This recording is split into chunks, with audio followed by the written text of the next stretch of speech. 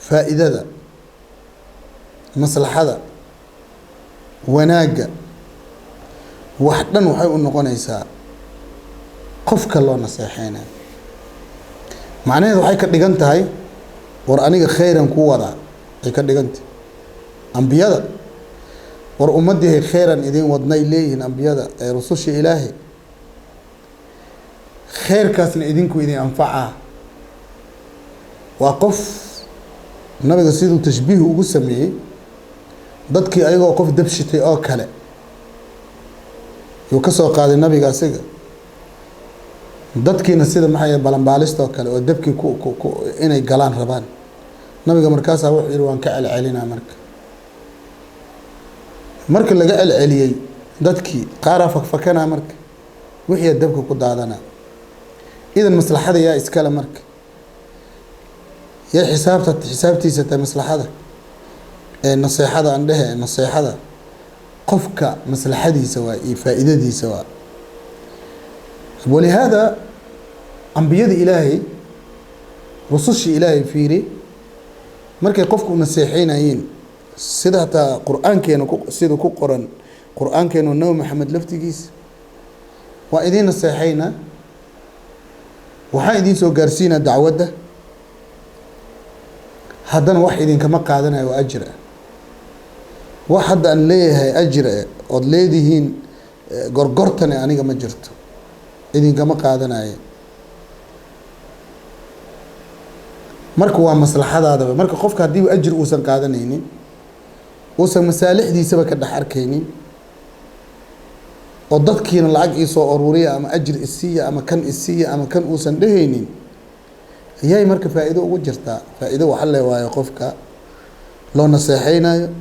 qofka wanaag loo sheegayo qofka horumarka iyo ilbaxnimada iyo waxaas loo rabo oo quraanka laga qaadanayo dabcan إلا القرآن كأنه هجا تربية أهان لكن هذه لام كلا قداف معين غني لام كهذه لا قداف هو لمصلحة الناس حين غني السجوا بس مصلحة هذه بس حين غني وحساب الناس حين غني شيء السجوا قوته يعني غني سا حديث أصلا قط مرك معناه حين غني سا لبين غني بين غني هذا waxay ku noqoni nusxigi laftigiis ceeb ku noqoni waxay ceeb ku noqoni naasixi ceeb ku noqoni ana meesha marka waxay noqonaysaa qof asaga waxaan ka faa'iideysanaa laakiin qofka kale oo la rabay in la waaniyo oo san ka faa'iideysanaynin laakiin hadii la yiraahdo nusxiga laka aw lakum hadii la yiraahdo معناه waxa waaye qofka loo naseexaynayo qofka wanaag loo sheegayo qofkaas yaa ka faa'iideysana rususha marka amalkooda sidaas uu ahaa hadii saas la yiraahdo marka macnaheedu waxay ka dhigan tahay kelmadda ama xarafka aan dhahe xarfu laam meeshii mowdiceeda ahayd oo dhigay ikhtiyaar al-kalima oo ilaahay subhanahu wa ta'ala uu doortay kelmadda oo uu dhigay fi makaaniha almunaasib lixikmatin yaclamuha huwa uuna u dhigay alla subhanahu wa ta'ala xikma asaga uu ogsoon yahay wixii annaga iyo dadka ay ka fahmeen iyo saxaabada rasuulillah iyo dadkii ka dambeeyay taabiciinta ilaa laga soo gaaro maanta إلا ما أنت اللي جسوا جارو وحي كيف فهمين أو وحيالها نوعا وكلا لكن إلهي أسجى سبحانه وتعالى سببتها لامك وقدري لكن أنت اللي جف فهمي ونوعس حديث أصل اللي يرى هذا مرك محدع ولا يرى هذا مثلا مصلحة هذا قفك الشخصي جوا هدي اللي يرى هذا محدع محفة إيده لجهله وحال جهلا ثمار في عن أما مرفع عن أما النتيجة في عن ينكر جيننا إلهي سبحانه وتعالى بإذن الله واي إني كدلت لأن قفك الناس حيمركو صاص نغضو qofka loo naseexeynayna saas oo noqdo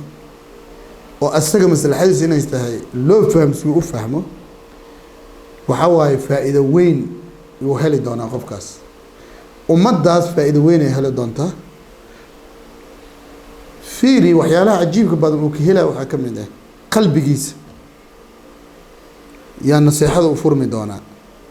dadku waa in loo sheego in marka wax loo sheegayo in dantiisa laga hadlaayo naseexada markaas si qurux badan ay qofka u gali waxayna u ekaani naseexada ama ay noqoni naseexo ku dheehan turid naseexo ku dheehan cadfi naseexo ku dheehan jacayl ay noqoni marka qofka marka oo u naseexeynayo oo u sheegayo wanaag oo dacwada gaarsiinayo oo khayrka gaarsiinayo macnaheedu waxa waaye waa qof jecel haddii qofka ku jecel yahay oo qalbi jecel ku jiro uu ugu soo gaarsiiyo khayr adna waa jeclaan labadii dhinac marka way ka faa'iidaysanayaan haddii sidaas noqoto naseexadaas inta badan boqolkiiba boqol waa la dhihi karaa boqolkiiba 99 waa la dhihi karaa naseexadaas waxaa naseexo wax tartay oo la aqbalay ay noqonaysaa kan marka wuxuu ku saabsanay xarfun waaxidun oo maaragtay min xuruuf alqur'aan ka mid ah oo ummad dhan usra dhan qoys dhan shakhsi lagu tarbiyeyn karo haddii qaabkaas la maro waxaa isla jaanqaada qofka naasixa ah iyo qofka loo naseexeynayo isla jaanqaadaya qofka naseexeynayo iyo qofka loo naseexeynayo isla jaanqaadaya dhexdoodana waxaa ka dhaca jacayl yaa ka dhaca jacaylkaasa wuxuu keena marka hadhowdii in qofkii loo naseexeynayo ama wanaagga loo sheegay khayrka loo xambaaray inuu si qurux badan oo firfircooni ku jirto jacayl ku jiro inuu qaato marka ducaadda iyo culimada iyo dadka khayrka u sheego